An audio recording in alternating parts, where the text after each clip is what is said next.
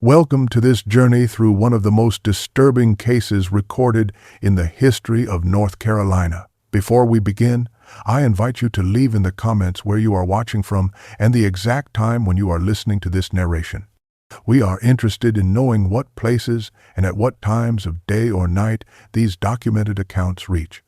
In the spring of 1923, workers renovating the abandoned Whitmore Institute in rural Granville County made a discovery that would horrify investigators and historians for generations to come. Behind a bricked-up wall in the basement, they found a sealed chamber containing medical instruments, detailed journals, and the skeletal remains of a child. The journals, written in meticulous script, documented a series of experiments conducted on an enslaved boy named Samuel Carter between 1859 and 1861. The child, according to these records, possessed intellectual abilities that his captors found impossible to reconcile with their racial theories. Rather than acknowledging his humanity and genius, they chose to study him as one would study an unusual specimen. What followed was a systematic exploitation that would end in the boy's death at approximately 7 years of age. The discovery led to one of the most comprehensive investigations into antebellum medical practices ever undertaken. Researchers spent decades piecing together the full story from institutional records, personal correspondence, newspaper accounts from the period, and testimonies collected from descendants of those involved. What emerged was a portrait of how pseudo-scientific racism enabled unspeakable cruelty, how a child's extraordinary mind became a target rather than a treasure, and how the isolation of rural institutions allowed practices that would haunt the nation's conscience once brought to light. This is the documented account of Samuel Carter, a boy whose intelligence could not be explained by the science of his time because that science was built on the foundation of prejudice rather than truth.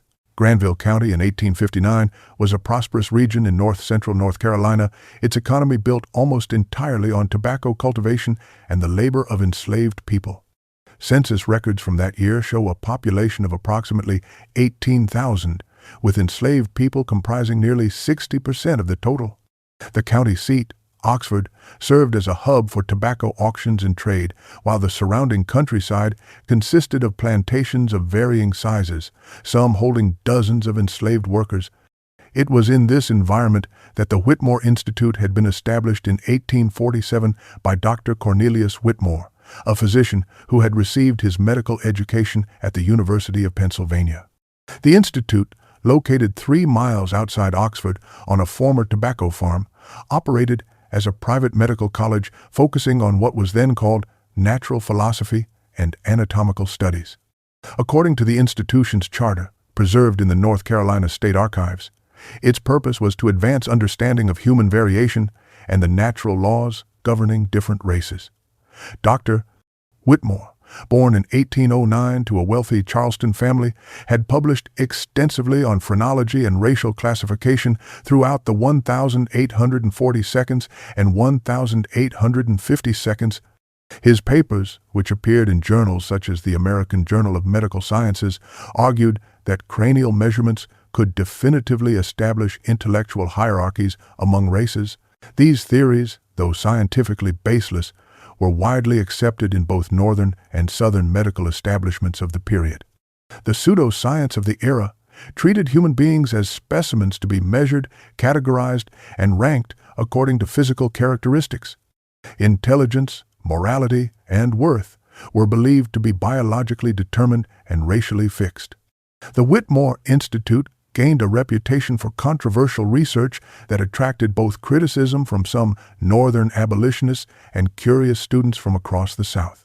Course catalogs from the period show enrollment ranging from 15 to 30 students annually, drawn by Whitmore's reputation and the opportunity to participate in research that other institutions might consider too provocative.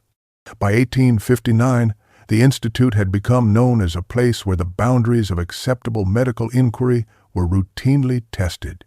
The Henderson plantation occupied nearly 800 acres, 7 miles southeast of the Whitmore Institute, worked by 43 enslaved people according to the 1860 agricultural census. James Henderson, age 52 inches 1,859, had inherited the property from his father and managed it with the help of an overseer named Thomas Kirkland. Plantation records preserved at Duke University's special collections show meticulous documentation of births, deaths, and labor assignments among the enslaved population. Among these entries is a notation dated the 12th of March 1854, recording the birth of a male child to Rebecca Carter, an enslaved woman who worked primarily in the plantation house. The child was named Samuel, and for his first 3 years, he appeared in records only as part of routine inventories and supply distributions. However, beginning in 1857, when Samuel was approximately 3 years old, unusual notations began appearing in Kirkland's overseer reports. An entry from August 1857 notes that the Carter boy repeated back a series of supply orders after hearing them once, surprising the overseer with his accuracy. By 1858, these observations became more frequent and detailed. Kirkland reported that Samuel could solve mathematical problems involving quantities and measurements that plantation children, both enslaved and free, typically could not grasp until much older. Most remarkably, despite having received no formal instruction, the child demonstrated reading comprehension when he encountered written materials. Henderson's personal journal, donated to the North Carolina Historical Society by his great-grandson in 1947, reveals the plantation owner's growing interest in Samuel's abilities. An entry from June 1858 reads, "Young Samuel continues to astonish with his faculties of memory and reason. He observed me calculating tobacco yields and offered the correct sums before I had finished my figures. His mother claims she has taught him nothing beyond basic tasks. The boy's capacities seem to exceed what one would expect from his station and race. I am inclined to bring this matter to Dr. Whitmore's attention, as it may be of scientific interest." Correspondence between James Henderson and Dr. Cornelius Whitmore, preserved in the Whitmore Institute archives discovered in 1923, began in August 1858. Henderson's initial letter described Samuel Carter as possessing abilities that defied his understanding of natural order. He detailed the child's perfect retention of complex information after a single exposure, his rapid acquisition of language far beyond basic communication, and his capacity for abstract reasoning that Henderson found disturbing in its sophistication. Henderson wrote that the boy could perform calculations involving multiple variables, comprehend written passages of considerable complexity, and demonstrate logical problem-solving that seemed impossible given his age and circumstances. Whitmore's response, dated the 3rd of September 1858, expressed immediate scientific interest. He noted that such cases, while rare, had been documented in medical literature and required careful study to understand their anomalous nature. Whitmore referenced his own published work from 1856, which argued that exceptional specimens that appeared to contradict racial hierarchies often revealed, upon closer examination, some physiological abnormality or external influence that explained the deviation. Medical journals of the period were obsessed with documenting and explaining any case that seemed to challenge established theories of racial classification. The prevailing scientific consensus held that intellectual capacity was biologically determined by race, and any contrary evidence was treated not as a refutation of this theory, but as a puzzle requiring special explanation. Whitmore suggested that Samuel might possess some unusual cranial development, or perhaps had been exposed to educational influences that Henderson was unaware of. He proposed a formal examination at the Institute. The arrangement reached through subsequent correspondence was straightforward. Henderson would permit Whitmore to study Samuel, initially through periodic visits and examinations. In exchange, Henderson would receive recognition in any published findings and a share of any financial benefits that might result from papers or presentations based on the research. Henderson agreed, seeing both scientific prestige and potential profit in making his unusual property available for scholarly investigation. Following the initial examinations, Dr. Whitmore proposed keeping Samuel at the Institute for what he termed extended observation under controlled conditions. Contractual correspondence between Whitmore and Henderson, dated November 1859, formalized this arrangement. Henderson agreed to permit Samuel's residence at the Institute for a period of no less than 6 months, with compensation of $50 plus a percentage of any income generated from published findings. The agreement made no provisions for Rebecca Carter's consent or visitation rights. She had no legal standing to object to the separation from her 5-year-old son. According to Institute records, special quarters were constructed in the basement to house the child. Maintenance ledgers from November 1859 show purchases of lumber, a small bed, a writing desk, and various instruments for measurement and observation. The room was equipped with a single high window and a door that could be locked from the outside. A daily routine was quickly established. Samuel was awakened at dawn, given a measured breakfast, and subjected to hours of testing and examination. Cognitive assessments, physical measurements, and observations of behavior filled most of his waking hours. Letters from Institute staff, found among the 1,923 discovery, described the arrangement in matter-of-fact terms. One assistant wrote to a colleague that the Institute now housed a remarkable subject of study whose abilities were being carefully documented. The Raleigh Observer newspaper, from December 1859, contained a brief mention that the Whitmore Institute was conducting important research on a specimen that challenged conventional understanding. Samuel's living conditions reflected his treatment as an object of study rather than a child requiring care, education, or affection. He was isolated from other children, constantly observed, and denied any activity not related to Whitmore's research objectives. The winter of 1859 to 1860 was particularly harsh across North Carolina.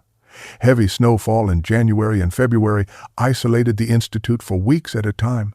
During these periods of isolation, Samuel remained completely cut off from his mother and any familiar face, alone with men who viewed him as an anomaly to be explained rather than a human being to be protected.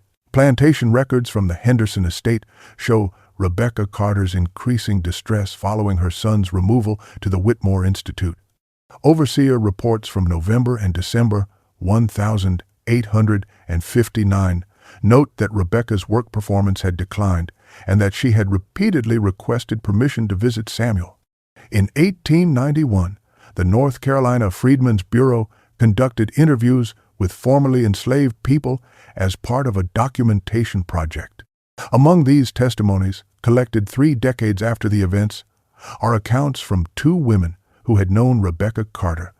They described her desperate attempts to secure information about her son's welfare and her pleas to James Henderson for Samuel's return.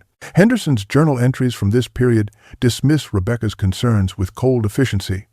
A December 1859 entry notes that the Carter woman continues to be troublesome regarding the boy's absence and suggests that she fails to understand the honor of her child being selected for important scientific work. Rebecca, as an enslaved person, had no legal standing to demand custody of her child or even to know his whereabouts.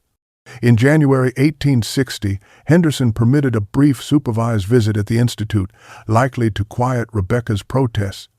Institute staff records describe this encounter in clinical terms. A letter from Whitmore's assistant notes that the subject's mother was permitted a 30-minute visit on the 18th of January 1860. Staff observations recorded that Samuel appeared physically healthy but showed marked emotional withdrawal, speaking little and avoiding sustained eye contact even with his mother. Rebecca's visible distress and her attempts to argue for Samuel's release were met with threats of punishment from Henderson, who had accompanied her to ensure compliance. The powerlessness of enslaved parents to protect their children from sale, separation, or exploitation was absolute under the legal framework of the antebellum South. Rebecca's final documented appearance in Henderson's records comes in February 1860, where she is described as increasingly difficult and requiring discipline. The nature of this discipline is not specified, but the implication is clear. Her resistance to her son's exploitation was treated as insubordination, requiring correction. Dr. Whitmore's journal entries from March through May 1860 reveal a disturbing escalation in his research methods. No longer satisfied with cognitive testing and physical measurements, he began introducing what he termed more rigorous experimental protocols. Entries from March describe implementing controlled dietary restrictions to observe their effects on Samuel's intellectual performance. The child was given measured portions at specific intervals, with particular foods withheld to test whether nutrition influenced his abilities. By April, Whitmore had introduced sleep deprivation studies, systematically reducing Samuel's rest periods to determine how cognitive function responded to exhaustion. Sensory experiments followed, involving exposure to various stimuli while measuring response times and problem-solving capacity under stress. Throughout these escalating interventions, Whitmore documented that Samuel's intellectual performance remained remarkably consistent, a fact that seemed to frustrate rather than enlighten the physician.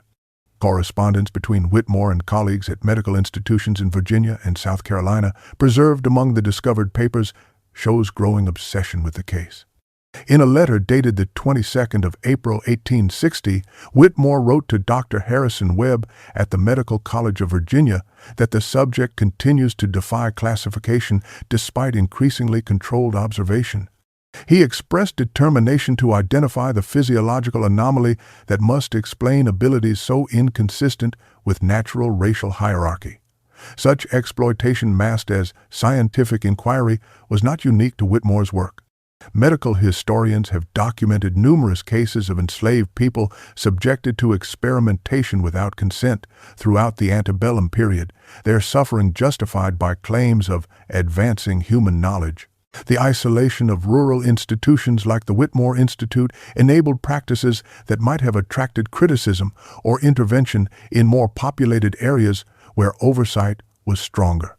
Samuel was now approximately 6 years old, an age when most children would be learning through play and family interaction. Instead, he endured systematic physical and psychological stress designed to unlock a secret that existed only in his captor's imagination. The deteriorating conditions showed in ways Whitmore noted but did not recognize as products of his own cruelty. In June 1860, Dr. Whitmore invited several prominent physicians to the Institute to witness Samuel's abilities firsthand.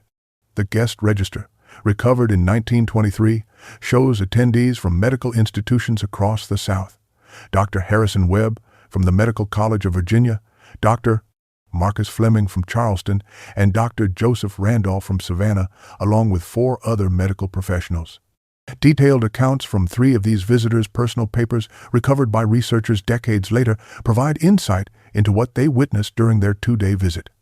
The physicians observed demonstration sessions where Samuel, now age 6, performed complex mathematical calculations involving multiple operations, recited lengthy passages from medical texts after hearing them once, and solved logic puzzles that the visitors themselves found challenging.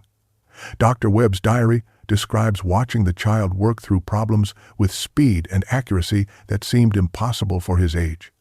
The visitors' reactions mixed fascination with visible discomfort. Several noted in their private writings that observing Samuel felt different from examining typical research subjects, though they struggled to articulate precisely why.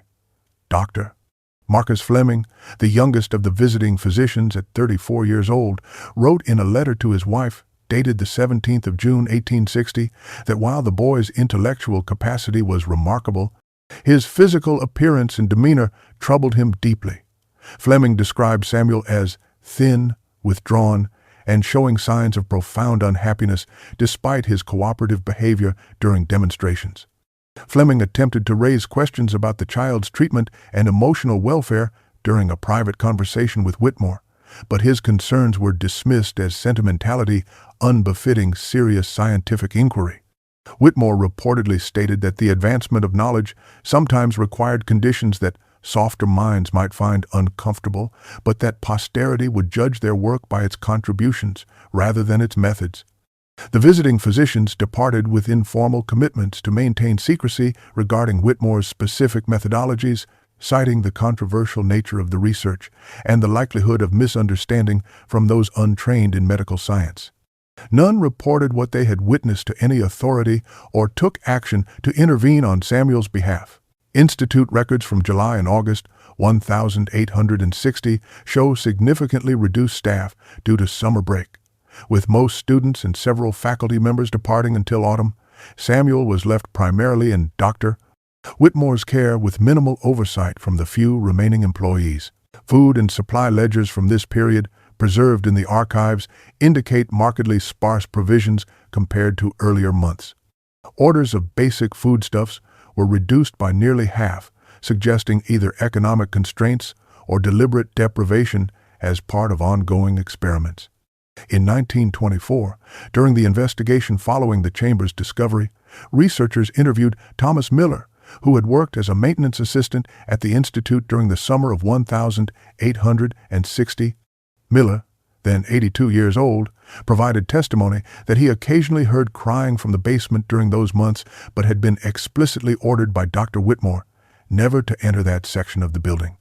Miller stated that he had complied, fearing dismissal if he disobeyed. Whitmore's journal entries from July and August 1860 show increasingly erratic documentation. His writing becomes less methodical and more obsessive, filled with repetitive statements about unlocking the secret of Samuel's intelligence. Multiple entries reference measurements, tests, and procedures described in vague terms that become more disturbing upon reflection. Phrases such as testing limits of endurance and observing responses to controlled stress suggest interventions that Whitmore himself recognized might invite criticism if detailed explicitly. The oppressive heat of a North Carolina summer in a basement chamber with minimal ventilation would have been considerable. Temperatures in the region during July and August regularly exceeded 90 degrees, and the sealed nature of Samuel's quarters would have amplified the discomfort. Correspondence from James Henderson in late August shows growing concern about the child's welfare, though his motivation appears entirely financial rather than humanitarian. A letter dated the 24th of August, 1860, requests assurance from Whitmore that the valuable property remains in good condition, as Henderson had received inquiries from other parties interested in studying exceptional specimens. Henderson's primary worry was protecting his investment, not the suffering of a 6-year-old child. Plantation records from September 1860 show Rebecca Carter listed as runaway on September 7th. Overseer Thomas Kirkland's reports detail immediate search efforts involving patrols with dogs covering a 20-mile radius around the Henderson plantation. Notices were posted in Oxford and surrounding towns offering a reward of $100 for her capture and return. Henderson's journal entries from this period express fury at the loss, calculating the financial impact of losing a house servant valued at approximately $800, in addition to the ongoing arrangement with Dr. Whitmore regarding her son. Testimony collected in 1891 from formerly enslaved people who had known Rebecca suggests she was attempting either to reach Samuel at the Institute or to seek help from abolitionists rumored to operate in the region. One witness recalled Rebecca speaking of her determination to free her child from what she believed was killing him, despite understanding the enormous risks involved. Escape attempts by enslaved mothers were extraordinarily dangerous, as women traveling alone with no resources faced recapture, violent punishment, or death from exposure. The likelihood of successfully reaching northern states or finding assistance was slim, particularly in 1860 as tensions preceding the Civil War had increased surveillance and patrols throughout the South. No confirmed sightings of Rebecca Carter were ever documented after her disappearance from the Henderson plantation. Modern historical analysis of similar cases suggests she most likely died during the escape attempt, either from exhaustion, exposure, violence from patrol groups, or drowning while attempting to cross one of the region's rivers. The timing of her disappearance, occurring just as Samuel's condition at the Institute was deteriorating, indicates she may have received information about her son's suffering that drove her to desperate action. Correspondence between Henderson and Whitmore from mid-September shows Henderson's concern that the property situation was becoming complicated. He worried that Rebecca's escape would draw attention to Samuel's whereabouts and potentially invite questions about the arrangement.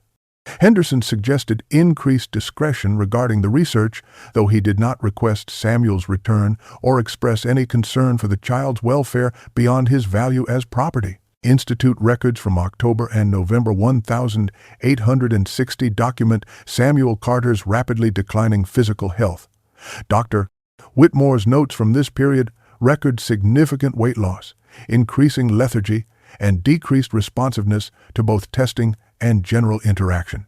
Measurements taken on October 15th show Samuel had lost nearly 8 pounds since June, a substantial amount for a child who had weighed only 42 pounds at the start of summer. Whitmore's observations note that the subject tires easily during examination sessions, shows diminished enthusiasm for problem-solving tasks, and frequently appears listless or absent even when addressed directly.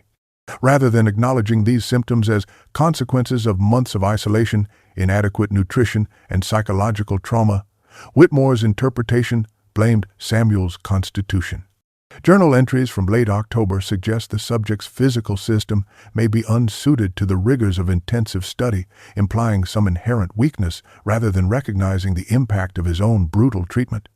Supply records from this period show purchases of various stimulants and tonics, substances that in the medical practice of 1860 often contain dangerous ingredients, including mercury, arsenic, and high concentrations of alcohol or opiates. Whitmore apparently hoped these compounds would restore Samuel's responsiveness and allow the research to continue. A letter from Dr. Marcus Fleming, dated the 3rd of November 1860, inquired about Samuel's progress and requested an update on the remarkable case they had witnessed in June. Whitmore's response, preserved among the discovered correspondence, was notably defensive and evasive. He assured Fleming that research continued but provided few specific details, noting only that the subject's condition had become more delicate and required careful management. Most disturbing are the first mentions in Whitmore's journal from late November of preparing for what he termed an unfortunate but scientifically valuable eventuality. These references suggest Whitmore had begun contemplating Samuel's death not as a tragedy to be prevented, but as an opportunity for post-mortem study. Winter was approaching again. Samuel Carter was now 6.5 years old, though his physical condition suggested a child much younger and far more fragile. Dr. Whitmore's journal entries from December 1860 through February 1861 become increasingly sparse and fragmented. Notes from early December suggest Samuel was rarely responding to cognitive tests and spent most hours lying motionless on his bed. By mid-December, entries focus primarily on documenting symptoms of severe illness, persistent fever, difficulty eating, labored breathing, and periods of unconsciousness.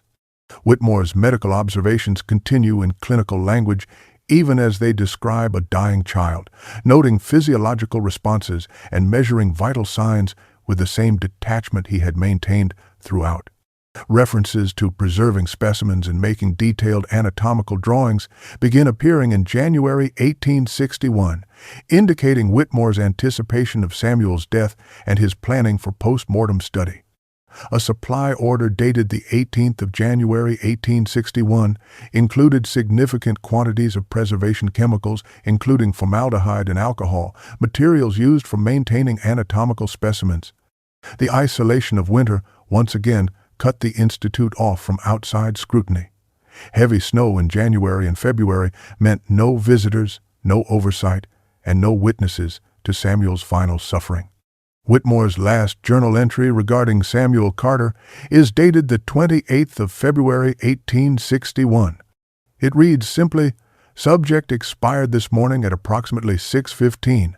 Commenced immediate post-mortem examination to preserve specimens before significant deterioration." What follows is a detailed description of the dissection and examination of a 7-year-old child's body, focusing particularly on cranial measurements and brain tissue preservation.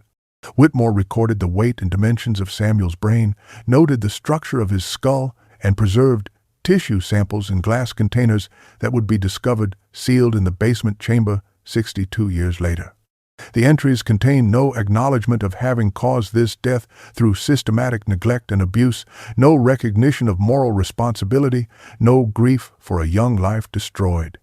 Instead, Whitmore treated Samuel's death as he had treated his life, as an opportunity for research, as a specimen to be studied, as an object whose value lay only in what secrets dissection might reveal. The violation was complete and absolute. Correspondence between Dr. Whitmore and James Henderson from March 1861 reveals the cold calculations that followed Samuel Carter's death. Whitmore's letter, dated the 2nd of March 1861, informed Henderson that the subject had expired due to complications from a constitutional weakness that made him unsuitable for the rigors of extended study. Henderson's response, written March 8th, expressed concern primarily about his financial loss and potential legal complications should questions arise about the death of valuable property while in another's custody. He inquired whether any compensation might be available and whether authorities would need to be informed. Whitmore's reassurances, documented in a letter dated March 12th, stated that Samuel's death would be recorded as natural causes resulting from illness and that the body had been disposed of in accordance with Institute protocols. Institute records, discovered in 1923, revealed this disposal consisted of sealing Samuel's remains in the basement chamber rather than providing any form of burial. The preserved specimens, anatomical drawings, and extensive documentation were locked away alongside the body, hidden behind a brick wall that would remain undisturbed for over 6 decades. The outbreak of the Civil War in April 1861 provided convenient distraction from any potential investigation into Samuel's fate. As the nation descended into conflict, the death of one enslaved child in a remote medical institute attracted no attention whatsoever. Rebecca Carter was never located, and no evidence suggests she ever learned what happened to her son.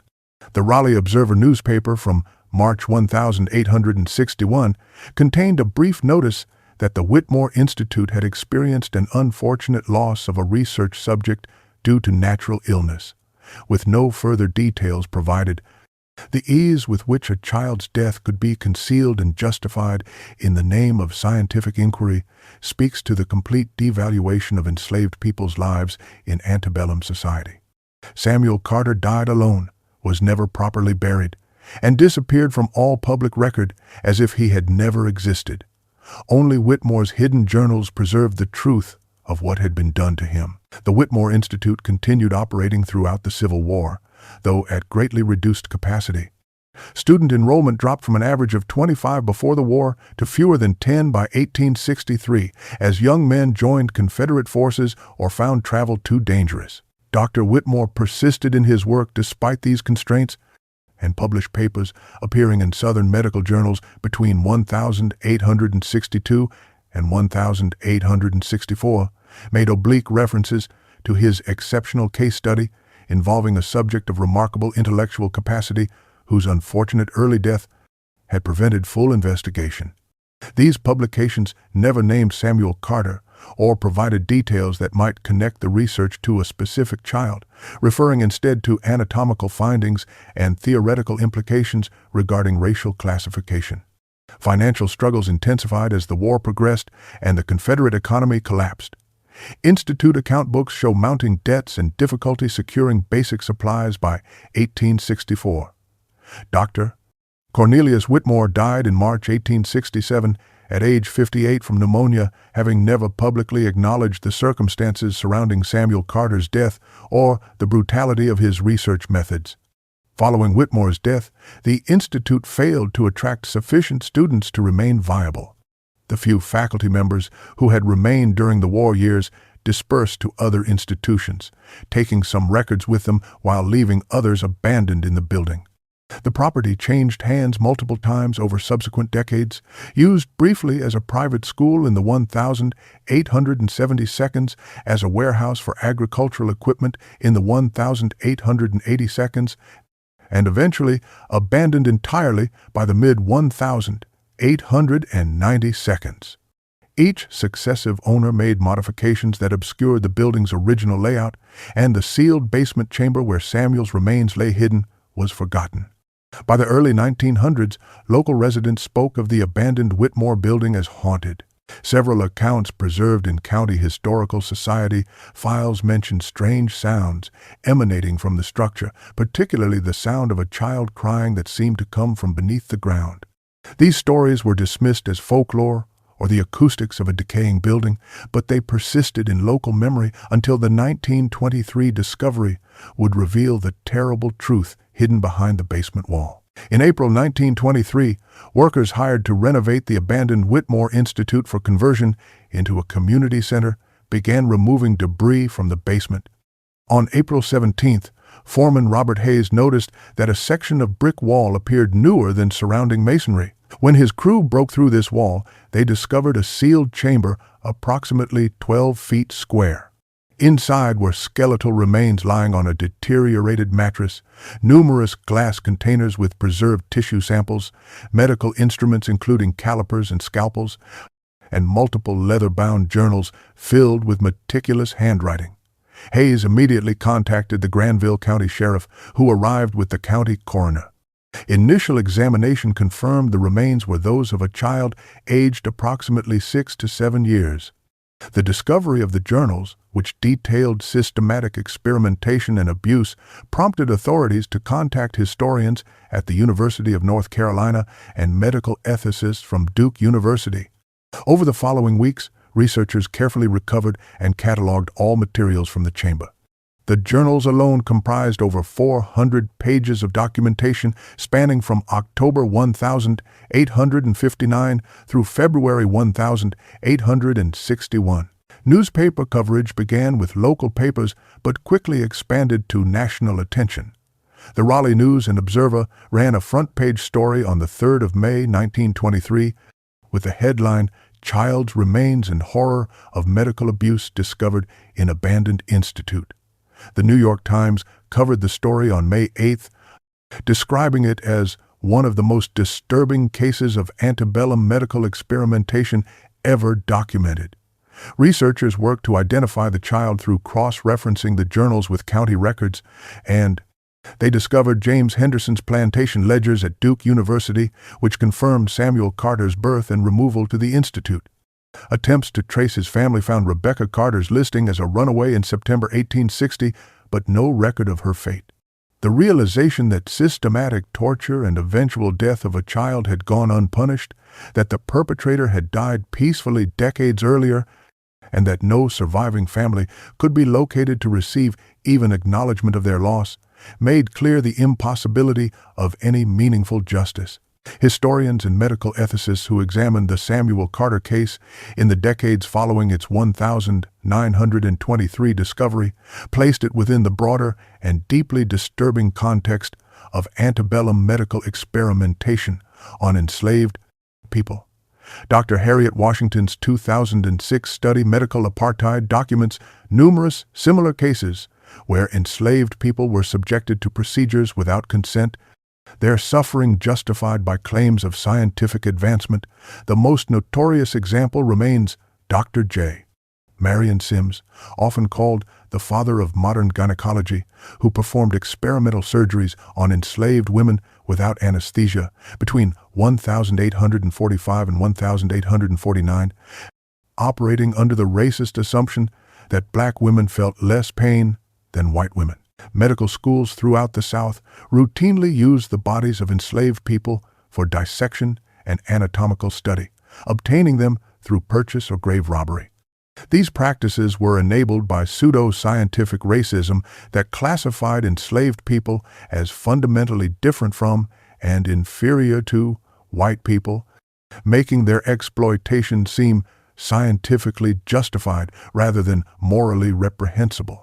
Analysis of Whitmore's journals by historians at Yale University in 1967 revealed how completely his racial theories blinded him to the obvious explanation for Samuel's abilities. The child was simply exceptionally intelligent, a phenomenon that occurs across all populations regardless of race. Samuel's capacities for memory, reasoning, and problem-solving, while remarkable, were not supernatural or inexplicable. They were merely incompatible with Whitmore's fundamental assumption that intellectual capacity was racially determined. Rather than questioning his theories when confronted with contradictory evidence, Whitmore instead tortured a child, trying to find some physical anomaly that would preserve his worldview. The tragedy of Samuel Carter represents genius destroyed by racism masquerading as science. A child who might have made extraordinary contributions to mathematics, literature, or any field he chose was instead imprisoned, starved, experimented upon, and killed before his 8th birthday. The systematic dehumanization that made this possible, the legal framework that gave Whitmore and Henderson complete power over Samuel's life, and the ease with which his death was concealed reveal how thoroughly slavery corrupted every institution it touched, turning even the pursuit of knowledge into an instrument of terror. Samuel Carter's story has been incorporated into educational materials about medical ethics and the history of racism in science at universities across the United States. In 1998, the Granville County Historical Society established a memorial on the site of the former Whitmore Institute, a simple granite marker bearing Samuel's name, dates of birth and death, and the inscription, "A child of extraordinary gifts, destroyed by the prejudice of his time." Descendants of the Henderson family, contacted by researchers in 1995, issued a statement acknowledging their ancestors' complicity and expressing profound regret for the suffering inflicted on Samuel and his mother. The ultimate fate of Rebecca Carter remains unknown despite extensive research efforts. She disappeared into history as so many enslaved people did, her desperate attempt to save her son lost to the fragmentary records of that era. Questions persist about other children who may have been subjected to similar exploitation at the Whitmore Institute or similar institutions, their stories erased by time and deliberate concealment. In 2010, modern DNA analysis was conducted on Samuel's remains as part of a broader effort to identify and honor victims of medical racism. The analysis confirmed what the historical record had already established, and in 2011, Samuel Carter received a proper burial in a cemetery in Oxford, North Carolina, attended by historians, community members, and representatives from medical ethics organizations. His extraordinary mind, which might have contributed immeasurably to human knowledge had he been nurtured rather than destroyed, remains a profound loss not just to his community, but to all of humanity. The ongoing work to acknowledge and remember victims of medical racism continues through research projects, memorials, and educational programs designed to ensure such atrocities are neither forgotten nor repeated. Samuel Carter's story serves as a reminder of science corrupted by prejudice, of genius extinguished by hatred, and of the horror that results when human beings are treated as specimens rather than as people deserving of dignity, protection, and love. For every Samuel Carter whose name we know, countless others remain nameless. Their suffering unrecorded, their potential unfulfilled, their lives stolen by a system built on the premise that some humans matter less than others.